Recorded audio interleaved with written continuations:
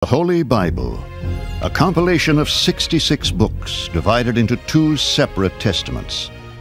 10 Most Influential Books. Welcome to Arvin Polo TV. Ang mga libro ang nagsilbing unang gabay natin sa pag-aaral at sa mga paghahanap ng information na pilit nating inaalam na siya namang nakatulong sa kung anong mga theory at sagot ang ating hinanap. Sa kabila ng paglipas ng panahon, may mga aklat na nanatili at patuloy na nagbibigay ng impluensya sa lipunan, relihiyon, politika at science. At sa bawat pahina, makikita natin ang mga ideya at kwentong humubog sa ating lipunan. Nagbigay inspirasyon sa mga revolution at nagbukas ng mga bagong landas sa pag-unawa sa ating pagkatao at paligid. Kaya't samahan niyo ako na buklatin ang 10 Most Influential Books na patuloy na nagbibigay liwanag at gabay sa daan ng kaalaman at pagbabago. Tara na't simulan na natin. Number 1. The Bible.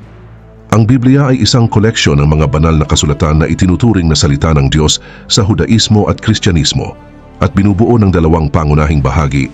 Ito ang lumang tipan na kinikilala ng parehong relihiyon at ang bagong tipan na exclusive na tinatanggap ng mga Kristiyano. Isinulat ito sa loob ng maraming siglo sa Hebreo, Aramaic at Greek at nagkaroon ng malaking impluensya sa kasaysayan ng relihiyon, philosophy, ethics, arts, culture at politics. Ang mga aral ng Biblia ay nagbigay gabay sa pamumuhay at moralidad ng bilyon-bilyong tao sa buong mundo at ang 10 utos ay nagsilbing standard ng mga batas sa maraming bansa. Malalim din ang naging kontribusyon ng Biblia sa arts at literature kung saan maraming masterpiece ang galing sa mga kwento at tema nito mula sa mga offensive pictures hanggang sa mga classic literary work. Bukod dito, ang Biblia ay naging instrumento sa pagbuo ng history at politics mula sa mga crusade hanggang sa Reformation at nagbigay inspirasyon sa mga freedom movement, human rights at justice. Samantala, sa edukasyon ang pag-aaral ng Biblia ay naging sentro sa maraming kultura at naging mahalaga rin ito sa language and linguistic development dahil sa pag-translate nito sa mahigit 3,000 languages na nagpayaman sa iba't ibang alphabets at paraan ng pagsulat. Gayunpaman, ang Biblia ay nagbigay hindi lamang ng pagkakaisa kundi pati na rin ng division dahil sa iba't ibang interpretasyon na nagresulta sa paglabas ng different religious beliefs and denominations sa loob ng Kristyanismo. Gayunpaman, ang historical translations tulad ng Septuagint, Vulgate at King James Version ay nagkaroon ng malalim na influence hindi lamang sa relihiyon kundi pati na rin sa culture at literature, lalo na sa mga taga-West. Sa kabuuan, ang Biblia ay hindi lamang isang religious document kundi isang cultural heritage na patuloy na nagbibigay daan upang maunawaan ang kasaysayan, kultura at pagkatao ng sangkatauhan. Ang walang katapusang impluensya nito sa iba't ibang aspek ng lipunan ay nagpapatunay sa kahalagahan at kadakilaan ng aklat na ito sa paghubog ng mundo kung ano ito ngayon. Number 2. The Quran.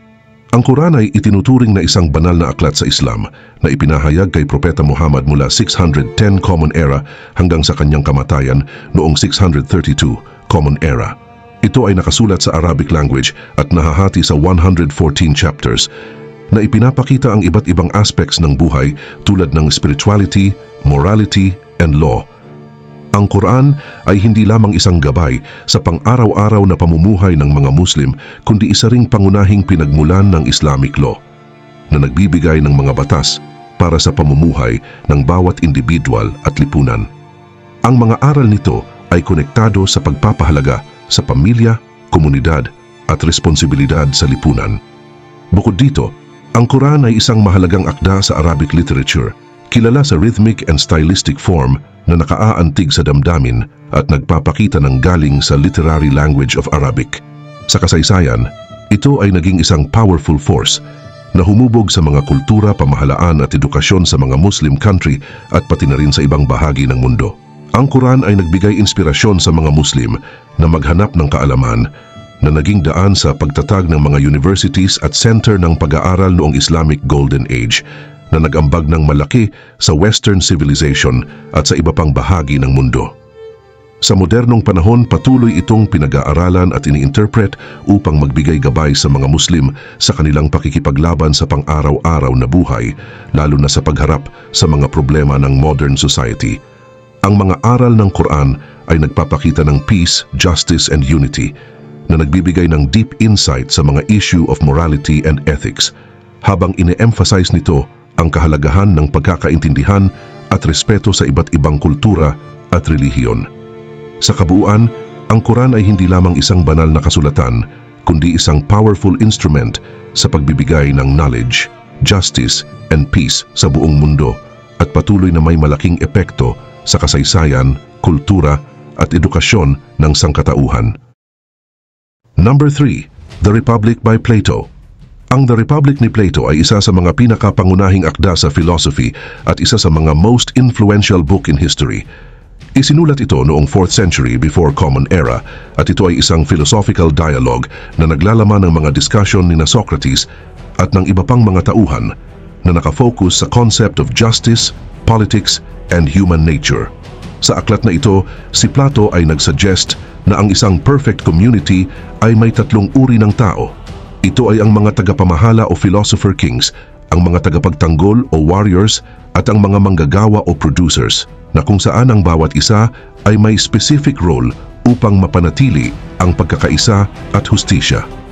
Bukod sa structure ng lipunan, ipinakilala rin ni Plato ang teorya ng anyo o theory of forms na nagpakilala ng konsepto tulad ng hustisya, at ang kabutihan ay may mga perfect form na nag-e-exist sa isang transcendent realm. Gayunpaman, ang The Republic ay kilala rin sa alegorya ng Yungib o Allegory of the Cave, na isang sikat na metaphor na nagpapakita ng kalagayan ng tao sa mundong ito bilang isang prisoner of illusion and ignorance, at ang layunin ng philosophy ay palayain ang tao mula sa kadiliman at dalhin siya sa liwanag ng katotohanan. Samantala, ang mga ideya ni Plato tungkol sa edukasyon, kung saan ang pag-alaala sa mga tunay na anyo at katotohanan ang pinakamataas na anyo ng kaalaman, ay nagkaroon ng malalim na influence sa mga education system at philosophy sa buong mundo. Ang The Republic ay nagbigay ng foundation sa Western philosophy, nag-influence sa political theory, edukasyon at ethics, at patuloy na pinag-aaralan at tinatalakay hanggang sa kasalukuyan. Ang akdang ito ay hindi lamang mahalaga sa larangan ng philosophy, kundi pati na rin sa kultura at sining, kung saan ang mga tema at metaphor nito ay naging bahagi na ng intellectual discourse at pag-unawa sa nature ng tao at society. Number 4. On the Origin of Species by Charles Darwin. Ang On the Origin of Species ni Charles Darwin, na published noong 1859, ay isang aklat na nagbigay ng foundation sa modern biology by introducing the theory of evolution by natural selection. Sa aklat na ito, inilarawan ni Darwin kung paano ang mga organism na mas angkop sa kanilang kapaligiran ay may mas mataas na chance na mabuhay at mag-produce, na nagre-resulta sa unti-unting pagbabago ng mga species sa paglipas ng panahon. Ang theory ni Darwin ay nagdulot ng revolution in man's understanding of nature na humahamon sa traditional view na kung saan ang mga species ay hindi nagbabago at nilikha sa kanilang kasalukuyang anyo o form lamang. Sa kabila ng controversy lalo na mula sa mga religious community, ang aklat ay malawakang tinanggap sa scientific community at naging basis ng modern science, particular sa fields of biology, genetics, and ecology. Ang influence ng On the Origin of Species ay nagbigay daan sa malalim na mga discussions in philosophy, religion at society, at nagbunga ng mga intellectual na kilusan tulad ng social Darwinism. Hanggang sa kasalukuyan, ang mga ideya ni Darwin ay patuloy na pinag-aaralan. Samantala, ito ay supported ng mga new scientific discovery na nagpapatunay ng kanyang theory bilang isang central principle sa pag-unawa sa history ng buhay.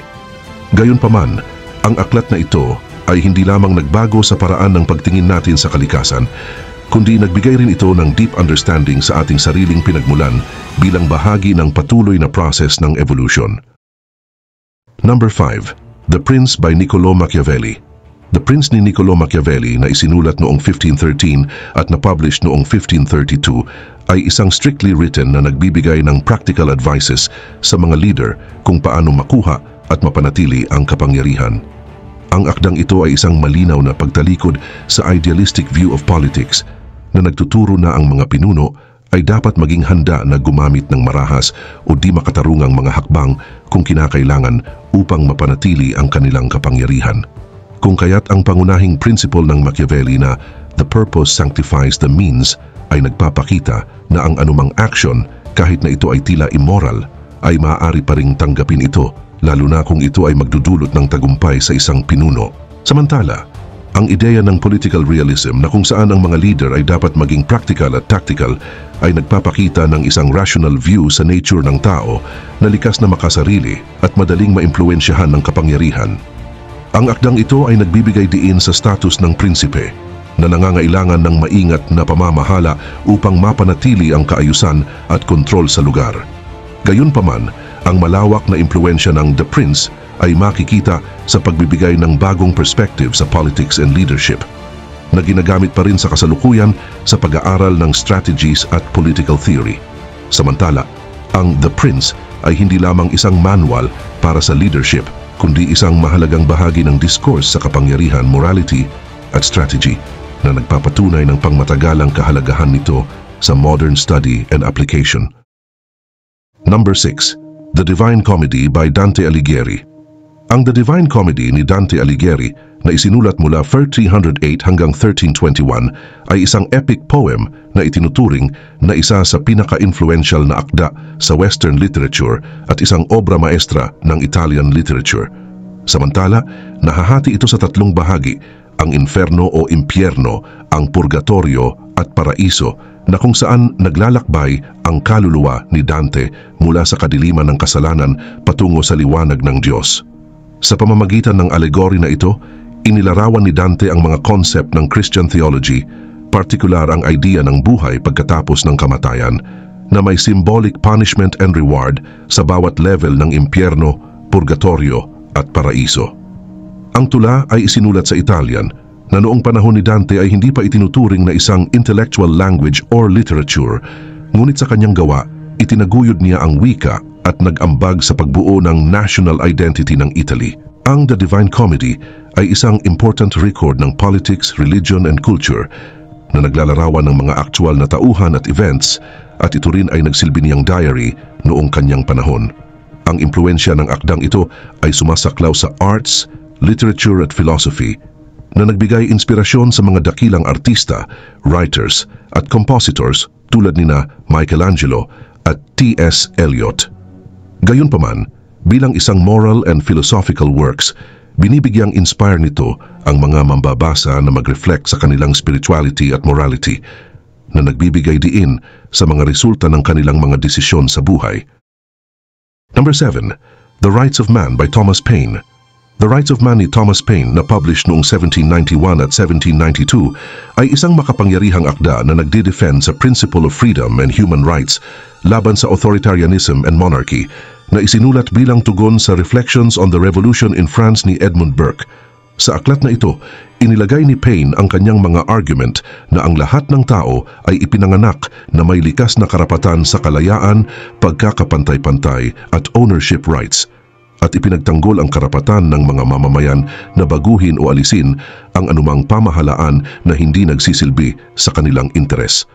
Inalis niya ang monarchy and social hierarchy bilang mga hadlang sa tunay na kalayaan, na nagtataguyod ng ideya na ang pamahalaan ay dapat maglingkod sa mga tao. Ang The Rights of Man ay naging isa sa mga pinaka-influential book sa history ng revolutionary thought, na nag-contribute sa pag-shape ng European and American discourses noong 18th century at nagbigay inspirasyon sa mga kilusan para sa democracy at human rights. Bagamat maraming intellectual at revolutionaries ang pumuri sa akda, nagdulot din ito ng controversy, lalo na sa Great Britain, kung saan si Paine ay prosecuted for sedition dahil sa book's subversive ideas. Sa kabila ng mga problema, ang The Rights of Man ay kumalat at naging isang manifesto para sa mga naghahangad ng kalayaan mula sa despotism at tyranny, na nag-iwan ng malalim na bakas sa kasaysayan ng political theory. Ang principle ni Paine ay naging foundation ng maraming modern concept ng democracy at human rights, na patuloy na pinag-aaralan at tinatalakay hanggang sa kasalukuyan, lalo na sa mga usapin ng karapatang sibil, kalayaan at hustisya. Number 8. The Second Sex by Simone de Beauvoir. Ang The Second Sex ni Simone de Beauvoir, na published noong 1949, ay isang makapangyarihang akda na nagpapakita sa kalagayan ng kababaihan sa lipunan at gumawa ng foundation ng second wave para sa feminist act noong 20th century. Sa pamamagitan ng aklat na ito, ipinakilala ni de Beauvoir ang konsepto ng ang babae bilang ang iba, na nagpapaliwanag kung paano ang kababaihan ay palaging itinuturing bilang pangalawa sa kalalakihan sa patriarch na lipunan. Hindi siya sang-ayon sa ideya na ang pagkababae ay isang natural status laman, at sa halip, inilarawan niya ito bilang isang social construct imposed on women from childhood. Ang kanyang sikat na pahayag, "One is not born but rather becomes a woman," ay naging isang seminal idea sa feminism na nagpapakita ng pagbuo ng lipunan sa identity ng kababaihan. Tinalakay din niya ang epekto ng mga social institution tulad ng relihiyon, edukasyon at batas sa pagpapanatili ng kalagayang ito. Ang The Second Sex ay naging inspirasyon sa kilusang feminista at nagbigay daan sa mga kababaihan na labanan ang diskriminasyon, sexism at mga tradisyonal na papel na itinatakda sa kanila. Bagamat ang akda ay nagdulot ng controversy at hindi sang-ayon ang mga conservatives, ito ay naging isang bestseller at patuloy na naging bahagi ng feminist discourse sa buong mundo.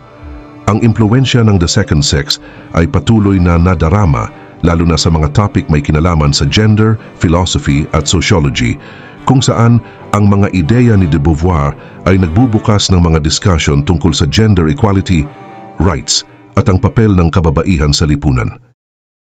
Number 9. A Brief History of Time by Stephen Hawking. A Brief History of Time ni Stephen Hawking na published noong 1988 ay isang heartwarming work na nagbibigay ng pangunahing kontribusyon sa larangan ng physics at cosmology. Ang libro ay nagtuturo ng mga complicated idea tulad ng Big Bang Theory, black holes, relativity, at quantum mechanics sa paraang madaling maunawaan ng publiko. Sa pamamagitan ng malinaw na pagpapaliwanag, tinatalakay nito ang singularity na isang state where mass is concentrated at an infinite point at ang Hawking radiation na nagbukas ng bagong perspective sa physical aspects ng universe. Samantala, ang akda rin ay nagbibigay ng detailed perspective sa pagbuo ng universe mula sa pinagmulan nito na nagtatampok ng mga pangunahing theory sa cosmology. Ang epekto ng A Brief History of Time ay malawak at makikita sa pagtaas ng interes ng publiko sa physics at cosmology. Ang kakayahan ng libro na ipaliwanag ang mahirap na paksa sa simpleng wika ay nagbigay inspirasyon sa maraming tao na mag-aral ng science, na nagkaroon ng lasting impact sa pagbuo ng public awareness. Ang akda ay patuloy na tinutukoy bilang classical sa science na nagbukas ng mga pinto sa mas malalim na pag-unawa sa universe. Ang libro ay hindi lamang isang mahalagang bahagi ng discourse sa science, kundi isang mahalagang contribution sa edukasyon at pag-aaral ng physics na nagpapakita ng patuloy na kahalagahan nito sa modern study at applications. Number 10. The Interpretation of Dreams by Sigmund Freud. The Interpretation of Dreams ni Sigmund Freud, na published noong 1899, ay isa sa mga pinaka-influential na akda sa history ng psychology at naglatag ng mga foundation sa psychoanalysis. Sa aklat na ito, ipinakilala ni Freud ang ideya na ang mga pangarap ay hindi lamang mga random na kaganapan sa ating isipan, kundi isa palang unconscious mind. Sa pamamagitan ng concept ng wish fulfillment, ipinakita niya na ang mga pangarap ay nagsisilbing daan ng mga nakatagong intentions at emotions na hindi natutupad o nabibigyang laya sa ating pang-araw-araw na buhay. Ang aklat ay naglalarawan ng iba't ibang proseso tulad ng condensation, displacement at symbolic representation na nagpapaliwanag kung paano ang mga pangarap ay bumubuo ng isang complex form of communication sa unconscious mind. Isa sa mga pinakamahalagang kontribusyon ng aklat na ito ay ang pagpapakilala ni Freud ng konsepto ng unconscious mind, isang revolutionary idea na nagsasabing ang malaking bahagi ng ating pag-iisip at pagkatao ay hindi natin namamalayan. Samantala ang ideya na ang ating mga aksyon, damdamin at karanasan ay may malalim na ugat sa unconscious processes na naging isang pangunahing tema sa psychoanalysis at nagkaroon ng malawak na impluwensya sa larangan ng psychology, psychiatry at maging sa literature at sining. Bagamat ang aklat ay nagdulot ng controversy, lalo na sa mga ideya tungkol sa sexuality at ang main function ng unconscious, ito ay naging batayan ng modern theory ng psychoanalytic. Hanggang sa kasalukuyan, ang The Interpretation of Dreams ay patuloy na pinag-aaralan at ginagamit sa psychotherapy at iba pang anyo ng mental health treatment na nagpapakita ng kaugnayan at impluwensya ng mga idea ni Freud.